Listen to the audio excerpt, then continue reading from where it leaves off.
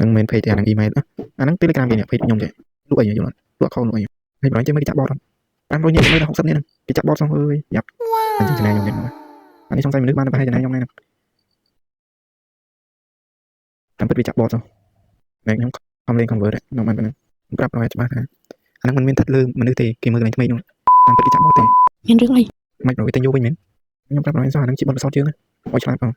អត់យល់នេះត្រូវគេបោកយក email វិញយល់អត់email ហ្នឹងចាំចាយឆាតទៅគាត់ដេកលក់ទៅហើយ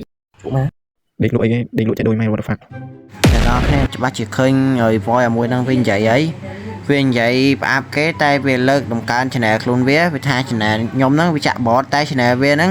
អត់ចាក់ bot ទេហើយវាថាខ្ញុំហ្នឹង scam ពេលខ្ញុំចូលទៅនិយាយវាថាខ្ញុំហ្នឹងអត់ដូច email គេវាទៅនិយាយចេញណាណៃនោះពេលអញ្ចឹងខ្ញុំអត់ដឹងថាត្រូវនិយាយមកអាហ្នឹងថាម៉េចទេ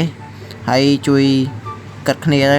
ខ្ញុំនិយាយមកអាហ្នឹងម្ដងដូចនិយាយអត់ចូលគ្នាប្រហើយឆាតទៅនិយាយមួយវាអីវានិយាយលេះគ្នាវាអាងគ្នាវា3 4នាក់ដល់គ្នាមកព្រួតធ្វើស៊ីខ្ញុំដល់កមកហើយបាទពីក្បាលហ្នឹងឃើញវីដេអូនេះចូល comment ផង